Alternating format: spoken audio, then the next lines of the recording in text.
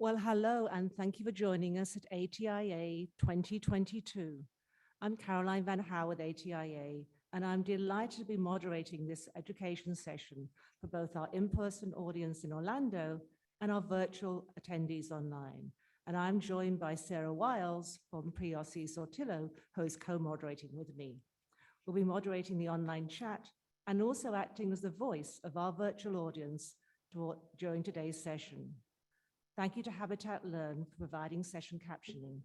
For those online, the live transcript link is available in the chat area if you'd like to follow along. For those in Orlando, the captioning link for today's session can be found in the Accessibility Services section of the mobile app.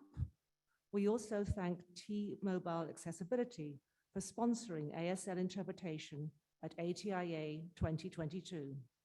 For those joining us online today, this session includes 2 ASL interpreters in the virtual audience who have been pinned for your viewing. Please join me in welcoming our speakers. We are delighted to have you speaking with us today. I will turn things over to you now. Hi, I'm David Dichter. I'm the CEO of ATIA, and we have a bunch of guests with us today. But I am incredibly honored to be able to have ATIA and to be able to personally participate in the Prentke AAC Distinguished Lecture.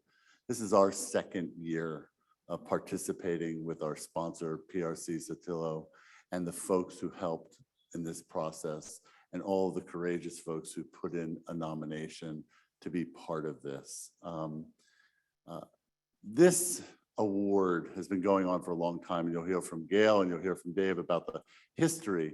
But I think what I want to share with you is that this award is about recognition of an individual, and it's also about our community opening up and making sure that we include folks with disabilities, include folks who use AAC, and representation of great role models and incredible people who kind of really deserve that recognition. And I think that we need to embody that individually and embody that as organizations and groups. And I think you're all here, and all you folks in the virtual world are here to kind of embrace that. And we have the ability to have so much more happen. So I want to thank you all for coming and joining us virtually and in person. I have some little bit of housekeeping I have to do here. The lecture is going to be called The Objects of Inspiration. As you know, our award winner is Lance McLemore, and you'll get to know a lot about him soon. We have to have speaker disclosures as part of our CEU process, as you know. So Lance is receiving waived conference registration from ATIA and from an award as the recipient of the Edwin and Esther Prentke AAC Distinguished Lecture. He also works with the Center for AAC and Autism and the PRC Sortillo Company. However, his lecture content is not related to his employment, and his selection as an award winner had nothing to do. It's technology and device agnostic in terms of who is eligible to win this award.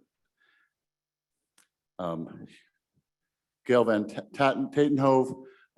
Gail is receiving waived conference registration as the chair of the Prentke Lecture Selection Committee. She is also an employee of Semantic Compaction Systems. For myself, I'm an employee of ATIA. That's my financial disclosure.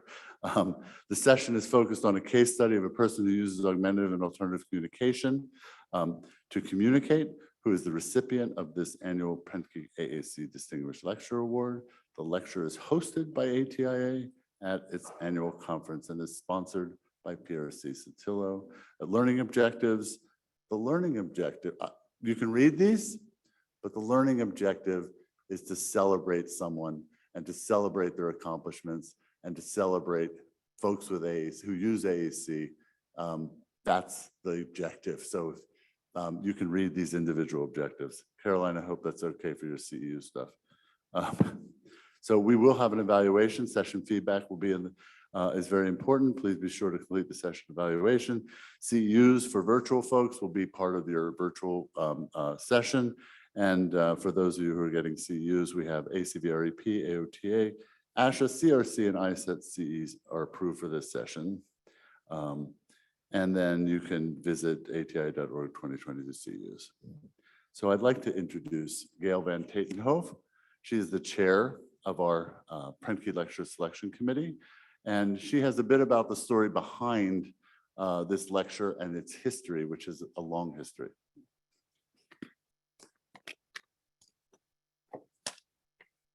Thank you very much, Dave.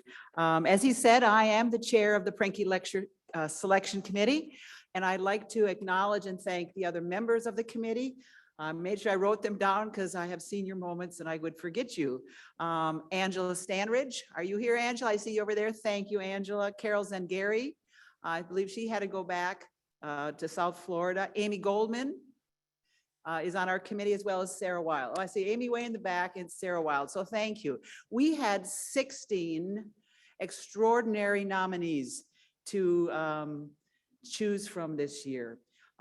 And we feel like we've got somebody this year in Lance that we really can, as Dave said, celebrate. This lecture was originally the brainchild of Dr. Lyle Lloyd. How many of you have had some input in your professional career with Dr. Lyle Lloyd? And he originally wanted, back 25 plus years ago, to have this lecture. And it was hosted, of course, at ASHA at the time, at our annual conference, because he didn't feel that speech pathologists, by and large, had any real insight into the life and the abilities of people who used AAC systems. And so he fought for that lecture to be at ASHA. And then a few years ago, ASHA decided, they were going to make some changes and things, and we were so thrilled that ATIA wanted to embrace this lecture. So I hope long after I'm retired and in my nursing home, that you guys are still carrying this on for another 25 years. Now I'm going to show you a very short video about some of the history of the lecture, but as well as you will see in that a list of some of the extraordinary recipients who have been part of this lecture. So hopefully I'll be able to get everything to behave.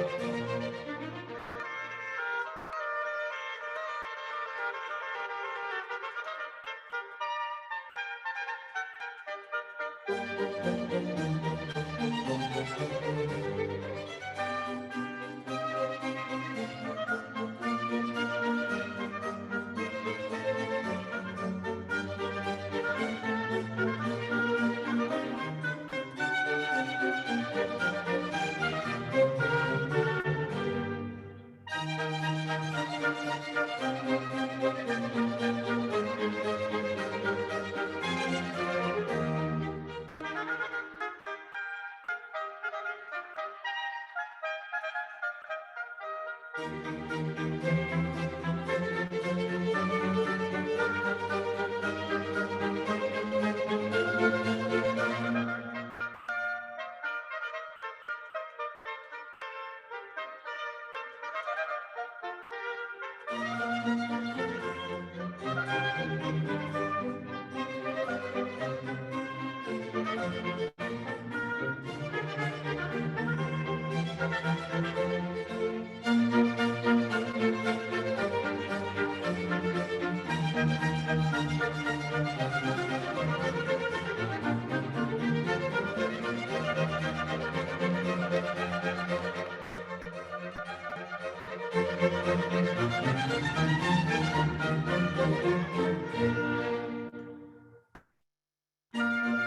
we don't want that repeating. All right, so that gives you a little, thank you.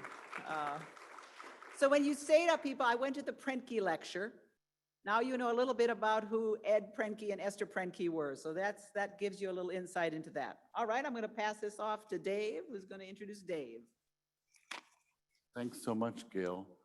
And thank you for carrying this torch along for this lecture. You know, it really has been our honor when we heard that this wasn't going to be able to continue at ASHA. I approached this guy right in the front here, Dave Hirschberger, who is now the CEO of PRC Sotillo. I said, you know, this is the perfect place to do this. I mean, we have so many folks and so much going on around AAC, and I really wanted this to become part of what we do and spread the word, just like all of you do on a daily basis. So it's my job right now to introduce Dave Hirschberger, who's going to introduce Lance, but a little bit about Dave. I've known Dave for all of my years that I've been working for ATIA, which is now a long time. But you all should know, for those who don't know Dave Hirschberger, that who doesn't know Dave Hirschberger here? Raise your hand. There's not a hand up, Dave. No, some people maybe not, but Dave has been working at and around PRC Sotillo for a long, long time, since he was, we allowed to say? 15 years old, 17 years old, 18 years old. And he went off and started his own company. And then that company kind of came back and merged in and back in with PRC at the time, Prentke Romick. And he's been in this field for a really long time. And he is a leader and a mentor to me personally, and somebody who everyone in the industry has an incredible amount of respect for and really enjoy. So I welcome Dave Hirschberger, CEO of PRC Sotillo.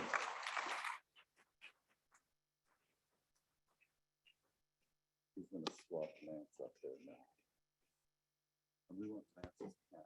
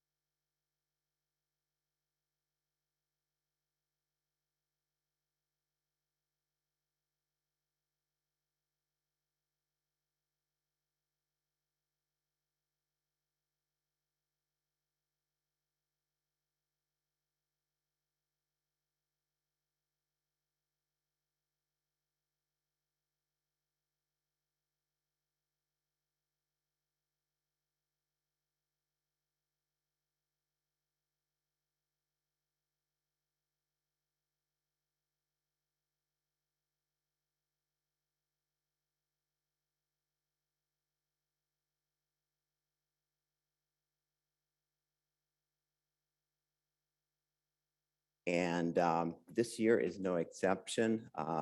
Lance McLemore has a Bachelor of Arts degrees in both art and philosophy. He's an accomplished artist. He's a blogger. If you haven't heard him lecture yet, you're in for a special treat. Lance often writes and speaks about topics relating to AAC, and has been particularly influential in helping people understand the perspective of people who communicate with assistive technology. So I would like to go through some kind of an awkward process of trying to grant the award in a virtual world. So here you go, Lance, and we'll turn it over to you. Good to see you.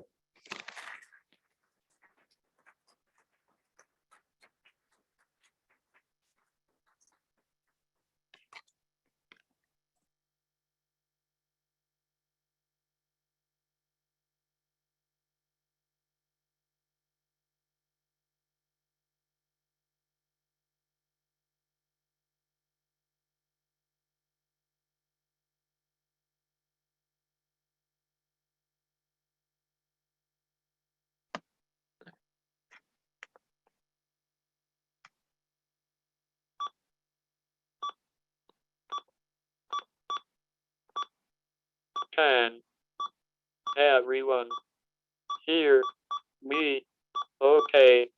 Can everyone hear me okay?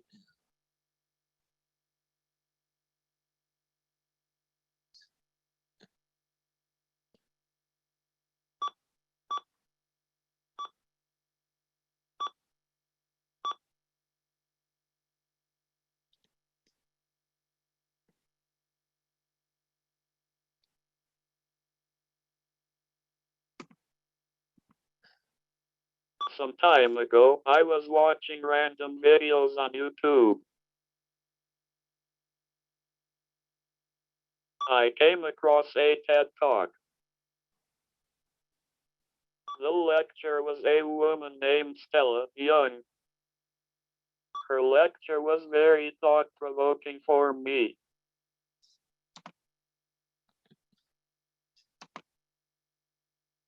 She said many things that resonated with me.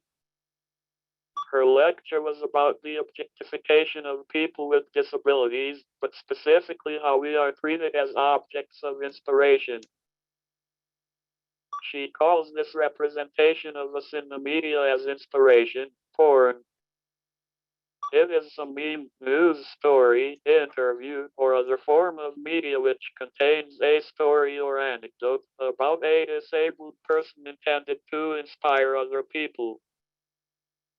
I have certainly noticed this attitude towards other people and toward myself too, but I had never heard someone articulate it so well. Through my job, I have been in a position to meet many people, and sometimes they tell me that I'm an inspiration. I understand people don't mean any harm by that. I know it's intended to be a compliment, but it's always made me feel a little uneasy. It's taken me quite a lot of thought to understand why. Many people have observed that I'm very blunt, brutally honest, snarky, and other similar descriptions. All this definitely carries over into my presentation style. I prefer simple, honest, direct language. It probably repels some people, but life is too short not to say what you really think and feel. I may be perceived as being angry or confrontational, and that might be true to some degree. I won't apologize for it, and I hope everyone can hear the underlying message. I went to Google Images and I typed in the search bar, disability inspiration. I got lots and lots of results for that search term. This is probably the most flagrant example of inspiration porn that I'm talking about. It says, never ignore someone with a disability. You don't realize how much they can inspire you. I'm sure a lot of you have seen memes like this. If you don't already understand why I might be irritated by such imagery, I hope to make it clear by the end of this presentation. I have noticed for quite some time that there are strange and apparently contradictory demands and expectations placed on people with disabilities. People sometimes expect us to be vegetables completely incapable of doing anything. Then at other times we are expected to be possessed of God-like virtue. If I asked someone to conjure up an image of an autistic person, I'm guessing that they would come up with one of two images or variations thereof. They might imagine a nonverbal child rocking back and forth, possibly engaged in self-injurious behavior. I think that sort of caricature was more common in the past. Alternatively, they might imagine Rain Man, a brilliant science geek, or some other autistic savant. Nowadays, the latter example seems to be more common. An impaired but intellectually gifted person who has overcome their disability to make a contribution to the world. I've seen numerous examples of this. I was scrolling through YouTube and I found some news stories from various outlets about the very high rate of underemployment and unemployment in the autistic community. Apparently, there are programs to help autistic people get technology jobs. All the autistic individuals in the program were brilliant. And I'm sure that most people who watched the program felt very inspired.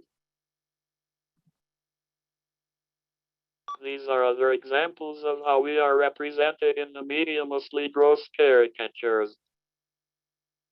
Whenever I have seen a disabled person in the media, it always seems to go about the same way. It's so predictably formulaic. Daytime talk shows really illustrate the point. A short, heavily edited clip is shown of the disabled person. There's dramatic music with clever camera angles, and you get little snippets of the story that is forthcoming. Then they are led out onto a stage where they are interviewed by the host. Then they tell an abbreviated version of the story. They tend to skip over or minimize anything negative.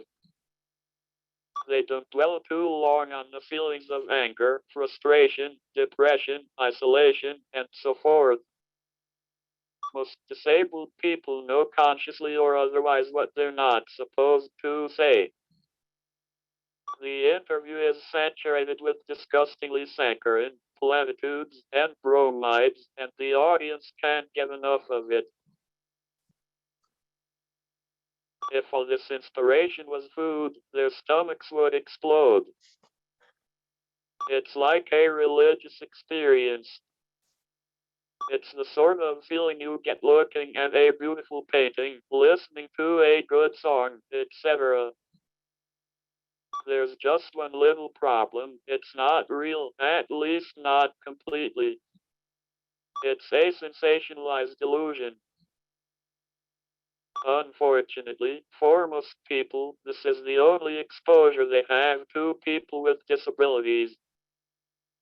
We are not infallible gods. We are fallible human beings with flaws and vices, but it seems nobody wants to say. We can't let a little thing like the truth get in the way of people's religious ecstasy. People want an ideal to which they can aspire. They don't want a real, imperfect, multidimensional, complete, flesh and blood human being. We are displayed as an object of inspiration, a living embodiment of virtues such as patience, perseverance, courage, and so forth. Then as soon as the interview is over, people usually quickly forget it. To me, it seems to be a modern version of the human freak show. In the Victorian period, people went to the circus to look at various human oddities. I suspect they enjoyed being shocked and horrified. Nowadays, people turn on the TV to watch a new kind of freak show, but instead of looking for shock and horror, they look to be inspired. Disabled people are put on display for entertainment, and then everyone leaves. The curtain is closed behind them, and the disabled people are once again out of sight, out of mind. We're treated almost like play things. We're brought out to help satisfy some people's psychological needs and then put away when they're finished. I would have less of a problem with all the congratulations and applause if a disabled person had done something extraordinary. If a disabled person found a cure for cancer or invented a car that runs on a cold fusion reaction, then they would rightly deserve our praise and admiration. Any person, disabled or not, would deserve to be recognized. However, as Stella Young humorously pointed out in her TED Talk, disabled people are seen as brave and remarkable if they're able to wake up and remember their own name. We're not remarkable just for doing things that everyone does every day without thinking about it. I drive a car, I have a job, I cook for myself, clean myself, and do countless other things every day just like millions of other people do. Doing all these things while having a disability does not make them any more remarkable. I wish people would expect a little more and value real achievement. If all a person has to do to be considered remarkable is wake up and remember their own name, then the bar is set way too low. Our objectification has a big impact on how we see and interact with the world. When I talk to a group of people, I feel a certain amount of pressure to keep everything light and cheerful. I've heard other people say something similar. I listened to another interview with a disabled person. She said she was afraid to be too negative because she was afraid that it would diminish her credibility. I suspect that sentiment is shared by many disabled people. I think many of us learn this self-censorship early in life. We have to be everyone's happy, smiling inspiration story. We can shatter the illusion by being a real human being. We might be dying inside, but God forbid we be honest about it. We learn early in life that other people see us as a nuisance and an inconvenience. Many of us require extra care, attention, and accommodations because of our disabilities. Many of us try to make up for it by being extra nice and cooperative, and we try to make ourselves as small as possible. I feel like I'm not allowed to talk about anything negative. I'm not allowed to express anger, frustration, sadness, or any kind of dissatisfaction. Most disabled people know consciously or otherwise that people don't want to hear these things. They want to hear a G-rated, romanticized Disney version of our lives. I would say that they want to hear some archetypal hero's journey myth, but I think even that might be too negative for them. We are not mythical figures or archetypes. We are flawed human beings with challenging, complex lives, and you have to take the bad with the good. To ignore the bad is to turn a blind eye to a large part of humanity.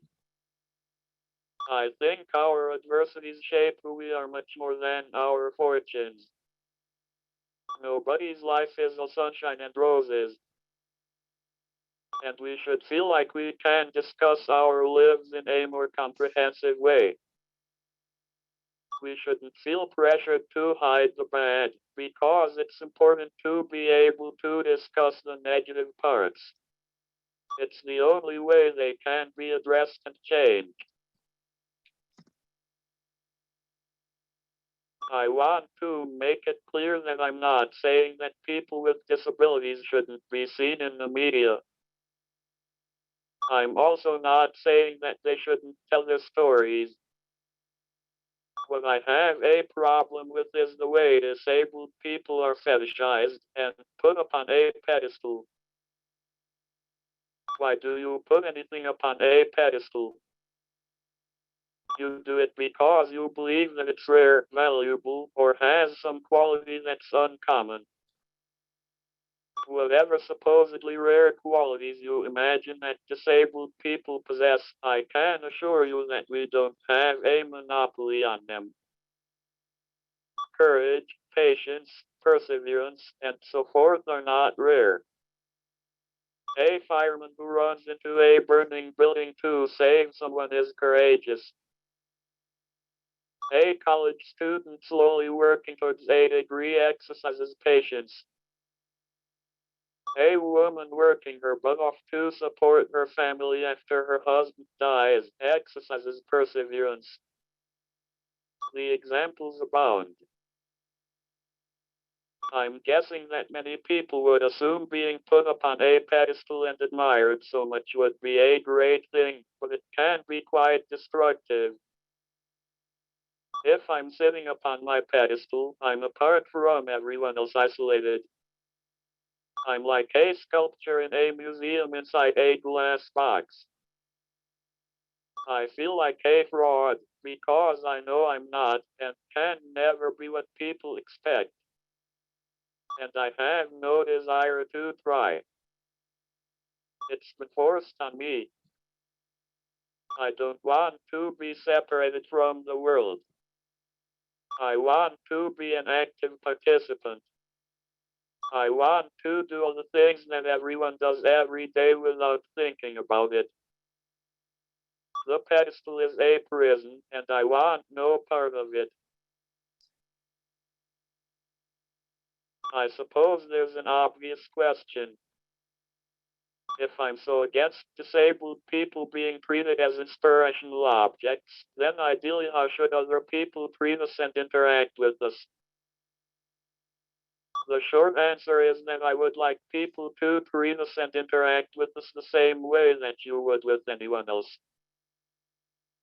I don't think I've ever met a disabled person who wants and enjoys being treated as special. Most of us just want to go about our day-to-day life as best as we can without any applause or fanfare. I will admit that living with a disability brings with it challenges that are not too common. There are many struggles that a blind person faces that most people don't. There are struggles that a deaf person faces that most people don't. There are unique challenges for an AAC user like myself. Many of us have a particularly difficult time getting a decent education, gaining meaningful employment, building relationships, accessing decent healthcare, and I could go on and on. I would say that successfully dealing with any of these challenges is an accomplishment. If someone listens to a disabled person talking about these things, I suppose I have no objection to people admiring someone for overcoming these obstacles, although I think respect is a better word than admire. However, don't put us upon a pedestal for it. Remember that while our challenges may be unique, the qualities we exercise to overcome those challenges are not unique. Any difficult situation that anyone has to deal with requires courage, patience, perseverance, etc. I want people to remember that it's not our purpose in life to inspire. We do not exist for your enjoyment. I've been told many times that I'm an inspiration. I smile awkwardly and nod. The greatest compliment someone gives me is when they tell me that something I said to them changed the way they understand and treat other disabled people. I don't want you to be inspired by me. I want you to learn something from me.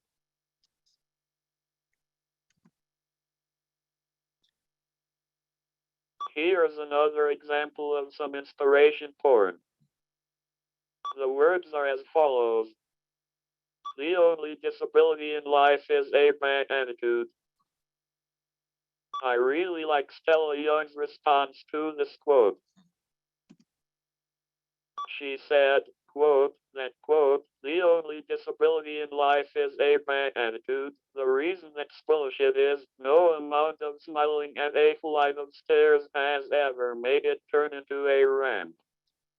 No amount of standing in the middle of a bookshelf and radiating a positive attitude is going to turn all those books into braille, end quote.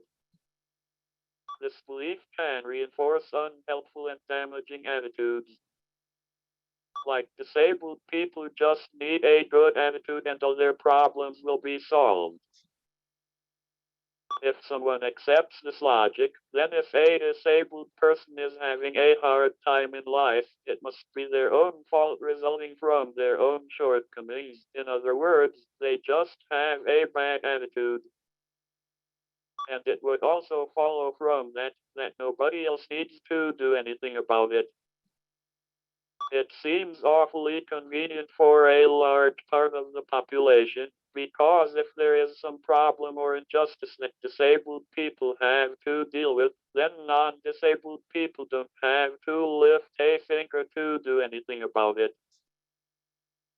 I hope you can see that's complete nonsense. I will concede that a positive attitude certainly helps one get through life better, but it's not enough. There's so much work that needs to be done to make the world a more hospitable and accessible place for disabled people to be able to flourish. You can put all the responsibility on disabled people to make that happen. And you can't be so naive as to think that a good attitude will fix everything. Let me tell you something that might come as a shock. Disabled people are not magical wizards who can wipe away any obstacle through sheer force of will. A positive attitude must be backed up with positive action. A positive attitude does not build a ramp, turn print into braille, pay for a cochlear implant, or anything else. A positive attitude is the driving force behind the action that makes these things possible. We don't want or expect our challenges to be wiped away for us. Life is full of obstacles for everyone. All we want is the opportunity to succeed. Whenever I talk about issues surrounding disability, I feel a little ambivalent and uneasy. We live in a world where so many people tiptoe around certain groups of people, terrified of causing offense. I don't want to say or do anything to feed into that nonsense. The last thing I want is to have people tiptoe around me or avoid me entirely because they're afraid of saying something hurtful. I don't want to give someone a new ism or phobia to worry about. I don't expect anyone to be perfect all the time. I know even the kindest person with the best intentions can sometimes be rude or offensive. I've been around for a while. I've had people say some pretty nasty things to me, so I'm not going to feign at the slightest mistake. As I have already said, I'm not here to inspire you. My purpose here is to try to get you to think differently about disabled people and hopefully learn something. I'm trying to get you to see the world from a different perspective. I cannot say for certain what the purpose of life is, but I'm sure it's nothing as trivial and banal as existing for others' enjoyment, motivation, inspiration, etc. Remember that we are not objects put here for your enjoyment. Keep your pedestals away from me. Treat me like you would treat anyone else. Respect me if I have earned it. Value my real accomplishments. Remember that I don't have any unique qualities that aren't possessed by most other people, and remember that if and when you choose to admire me or some other disabled person. Finally, I would like to leave you with a question.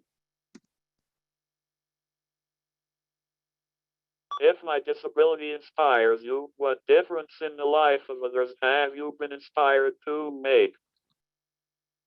One of the problems I have with disabled people being used as objects of inspiration is that it's often more like a recreational activity that doesn't translate into positive action in the real world. As you're listening to me, if you can remember that I am a real person with all the facets, foibles, and complexities as anyone else, and you can learn something from me and be inspired to take positive action in the real world as a result, then I will consider this time well spent. As I wrote the last few sentences of this presentation, I started laughing a little to myself. I know that despite everything I've said, there will still be people who choose to be inspired. However, I guess I can be okay with that if in some small way what I've said can affect an improvement in the lives of other disabled people. Thank you all very much for listening.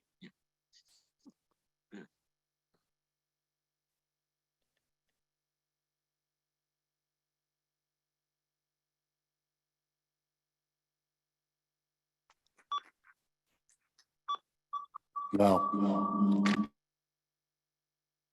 We good? Lance, thank you.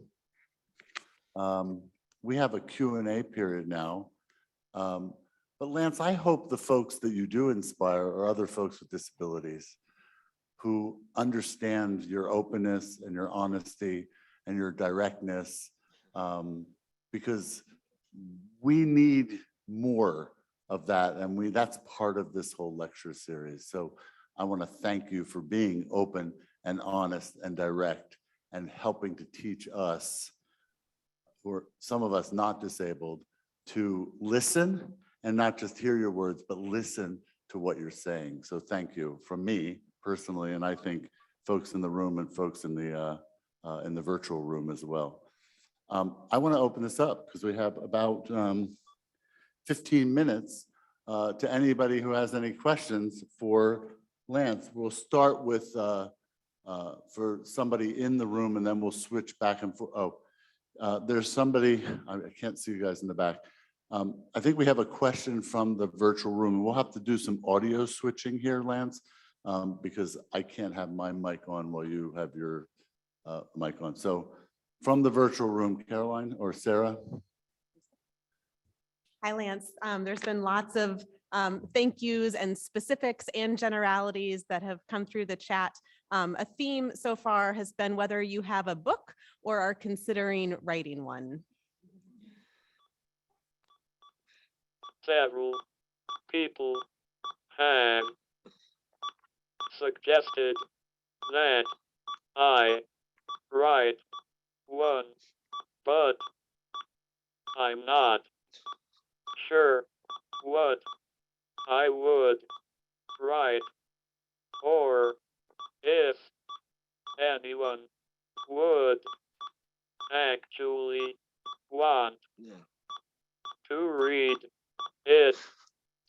people have suggested that I write one, but I'm not sure what I would write or if anyone would actually want to read it. You have lots of and read it. So just a note. Lance, we're going to take a question from the audience here. Somebody raise their hand and I'll come on over with the mic. Oh, no one? I thought we had a couple hands up. Yep, here we go.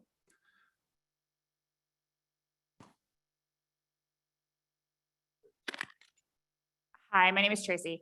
I'm wondering if you can share a point where you kind of flipped your conversation from internal to external. So kind of having those emotions and perceptions probably from a very young age. And then what was that transition point like for you to be able to then express that comfortably? I would say that it was only fairly recently that I got a good communication system and felt comfortable saying lots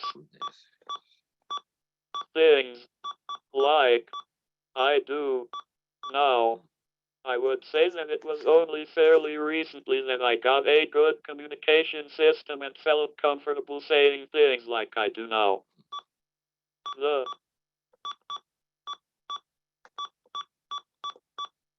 transition was long and difficult because I went such a long time without a way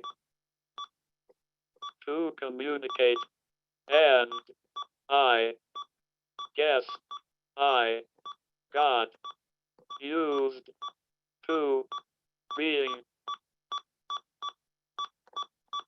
invisible, and all of a sudden people could see me, so it was a shock. The transition was long and difficult because I went such a long time without a way to communicate, and I guess I got used to being invisible, and all of a sudden people could see me, so it was a shock.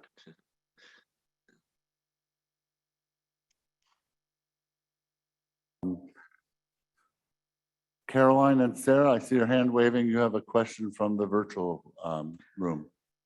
Yes, we do. Thank you, David. Lance, we have a couple of questions as to what device are you using to communicate? I use an accent 1000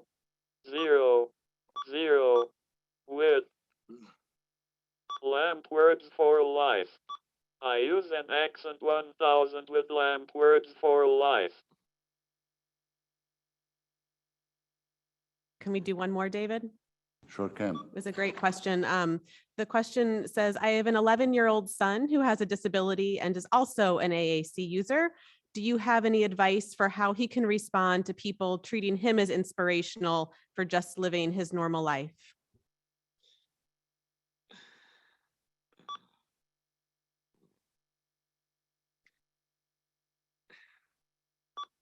That's a difficult one.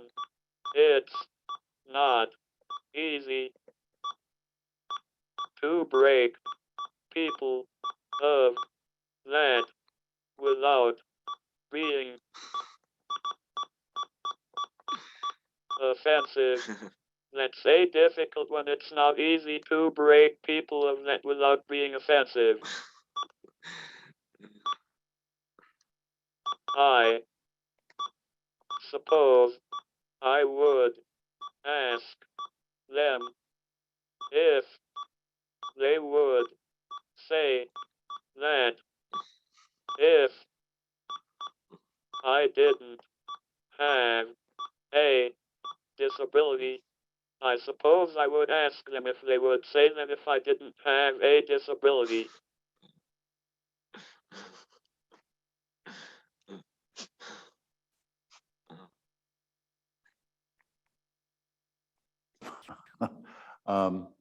Do we have any other questions from the audience here in person? I can't see all. There are these lights up here. It's like, here we go. I'm coming.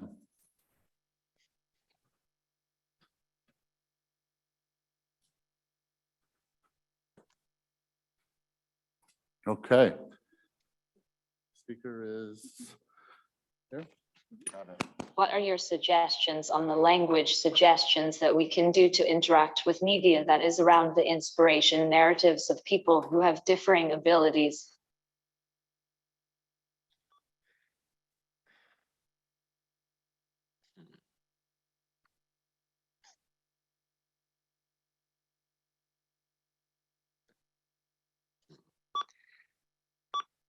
That's another hard one. That's another hard one. Like I said earlier, it would be nice if we would be shown in a more comprehensive way, like they avoid anything negative, and it makes us look like we're not real human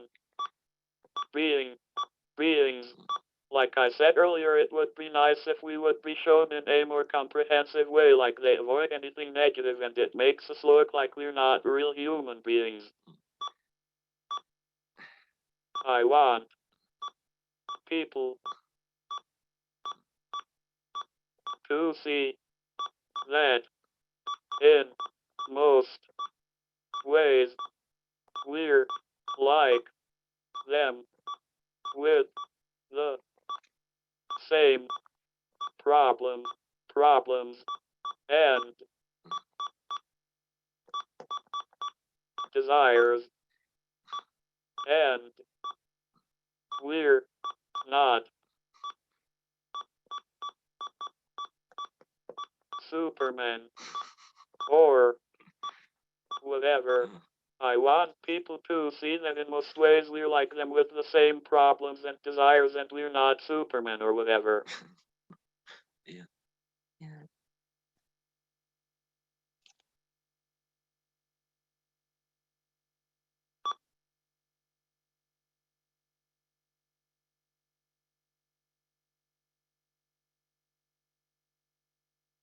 Oh, there we go. We got about 4 minutes left, Lance, and we have one more question from here in the in-person event. Hi, Lance. Thank you for sharing your story with us. As I think most of the people in this room would consider themselves allies to what you're trying to do, what vision you have, what suggestions would you make for us?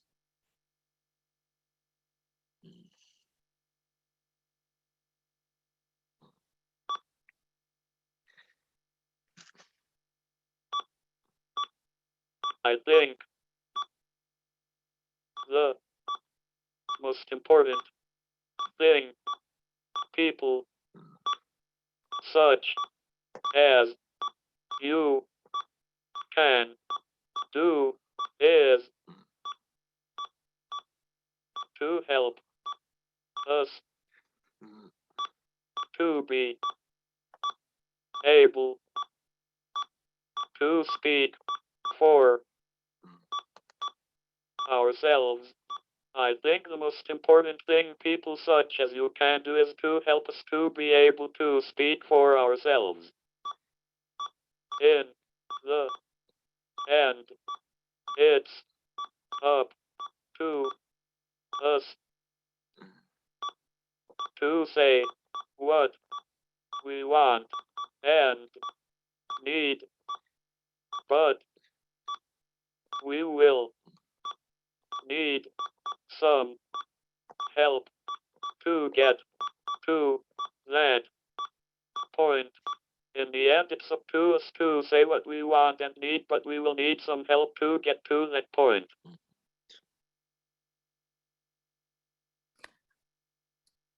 Lance, this is David. I want to thank you for sharing, for being, I seriously appreciate your directness and your openness. I think in our earlier conversation last week, I was pretty straightforward and direct with you about some of my beliefs. And I think that it's really important for us to hear you. And I want to, on behalf of the people in the room here, and on behalf of the ATIA membership, and on behalf of, I think, the virtual room as well, a big round of applause. Thanks.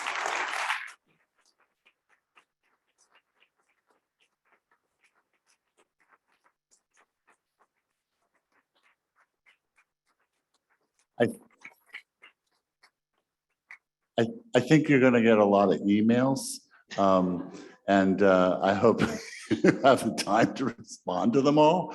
I want everyone to know we've recorded this session.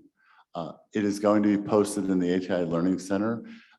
There is no fee to attend this session through the Learning Center. And to get the CEUs, we are also going to take the recording and put it on YouTube and do some promotion of that as well. So while this was part of the virtual event, this is also part of our effort to just take a lot of our content and make it available widely to everyone. So Lance, thanks for sharing yourself with the whole world now, being further. Sorry you're going to be a YouTube star, but whatever. Anyway, on that note, I want to thank you all for coming. There's a lot more left to ATIA, and I thank the folks, Dave Hirschberger, PRC Stella, for sponsoring. And Caroline, you have one more thing? And before we close out the Zoom room, I just want to make sure that thanks again to our presenters, Gail Van Tatenhove, David Dichter, Dave Hirschberger, and a special big thank you in capital letters to Lance McLemore.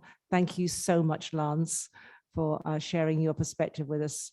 Double thumbs up in the Zoom room and a double thumbs up here. And just to let you know, we had about 450 people along with you in the virtual Zoom room. That's awesome. Awesome. All right. Have a good rest of your afternoon. For those people here in Orlando, please don't forget to complete your session evaluation via the mobile app. For our virtual attendees, please complete the evaluation located on the session page in the ATI Learning Center. And I'd just like to hold on for one more minute so we can actually conclude this recording. I want to make sure we go the full 1 hour. So this is primarily to our ATIA staff to not press that end record button. Thanks, everybody.